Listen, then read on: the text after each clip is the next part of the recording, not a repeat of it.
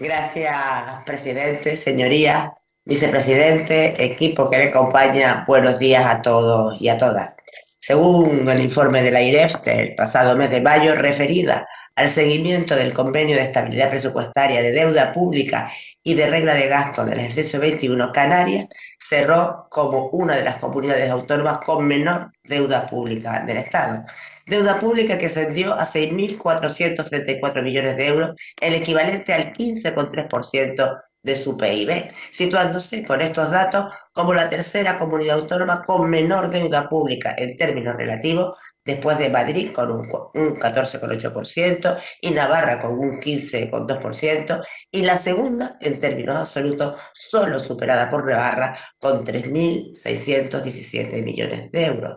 Datos, vicepresidente, que desde Nueva Canaria consideramos pues muy buena noticia, ya que definen a Canarias como una administración solvente y fiable de cara a las entidades financieras, lo que en principio es muy buena carta de presentación en el caso de que en un futuro el gobierno pues tuviera la necesidad de recurrir a financiación privada para hacer frente pues a los costes que significan los servicios prestados por la administración autonómica, más aún en estos momentos con la inminente subida de los tipos de interés. Y la pregunta, vicepresidente, sería que nos comentara cuál es su valoración a este respecto. Y otro de los asuntos de los que trata el informe de la IREF es el referido al acuerdo del Consejo de Ministros del 6 de octubre del año 20 que aprobó la suspensión de las reglas fiscales para el año 20 y el 21, supresión motivada por el escenario de pandemia mundial que llevó a la Comisión Europea a aplicar la cláusula general de salvaguarda del Pacto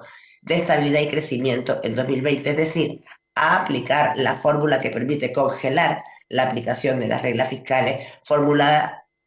que también se aplicó en el año 21 y en el año 22, permitiendo con ello a los Estados miembros dejar en suspenso la senda de consolidación fiscal aprobada antes de la crisis. Y a colación de esto, el pasado 24 de mayo, la Comisión Europea avanzó que las reglas fiscales seguirán suspendidas en el año 23, pero que a diferencia del año 20 y 21, cuando las economías europeas se enfrentaban a la lucha contra la pandemia, en el 2023 no iba a haber barra libre, que en el 2023 Europa iba a exigir que la flexibilidad que ofrece la cláusula general de escape se utilice, pero se utilice con prudencia. Y recuerdan que el hecho de extender la activación de la cláusula no suspende el pacto de estabilidad y crecimiento, menos aún cuando ya en el 2022 la situación económica de los Estados miembros ha cambiado mucho respecto al hundimiento que sufrió en el año 20.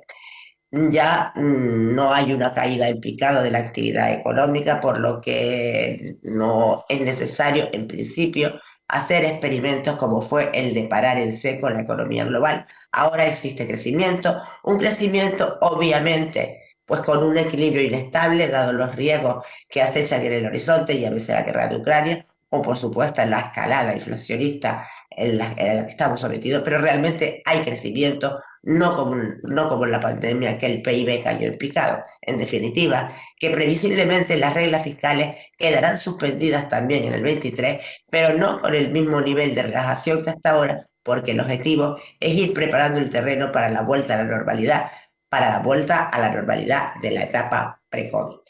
Y en definitiva, las reglas fiscales van a seguir congeladas, pero Bruselas va a estar vigilando, ya que si durante la primera etapa de congelación de la cláusula general de escape, la del 2020, la consigna era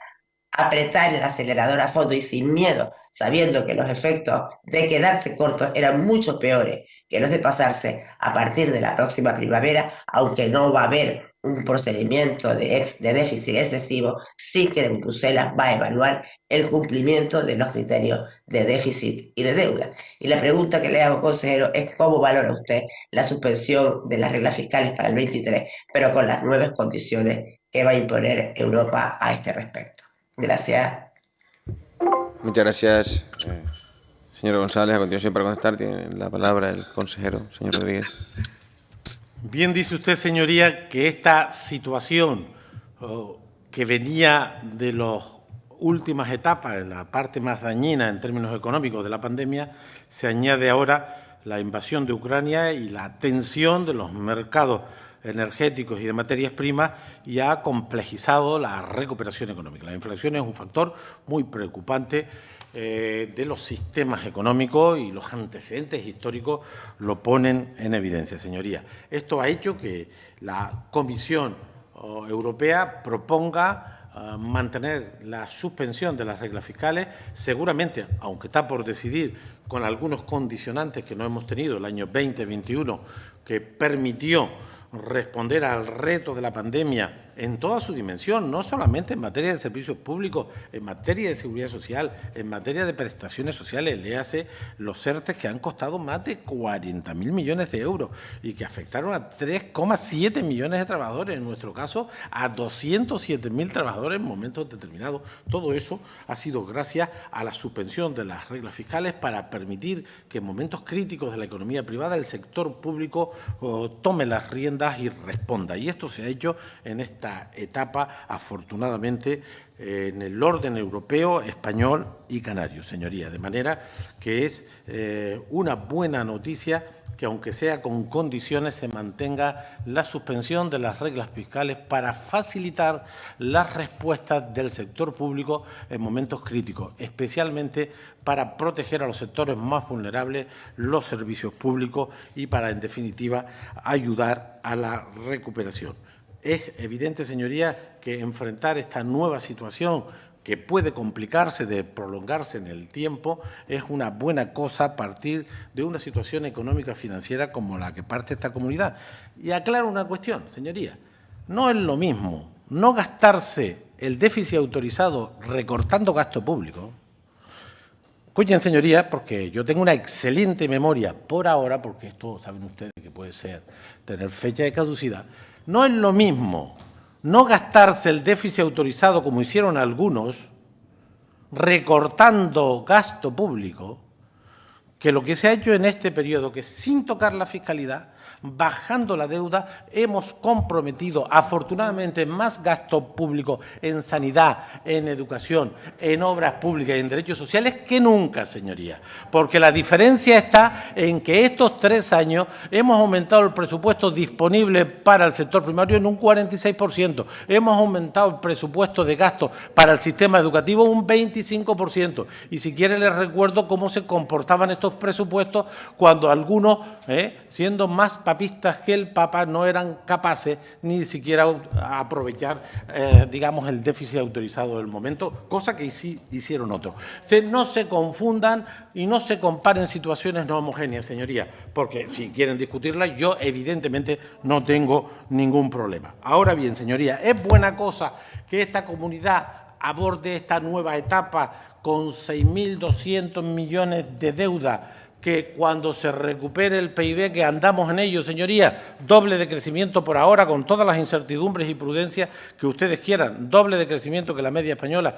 el peso relativo de la deuda bajará porque aumentará el valor del PIB y, por lo tanto, bajará el peso relativo. Es una buena cosa, señorías, porque ya les apunto, desgraciadamente, siguiendo la información que esta mañana antes comentábamos, es muy probable que nos veamos con primas de riesgo a final de este año de 300 puntos, 350 puntos, señorías. Y hay un problema, es decir, es cierto que vamos a enfrentar un momento crítico. La deuda pública española está en 1,6 billones, en el 117% del Producto Interior Bruto, porque los recursos de endeudamiento son los que han salvado la situación de la sanidad, de la educación, de los ERTE, de la seguridad social, de las ayudas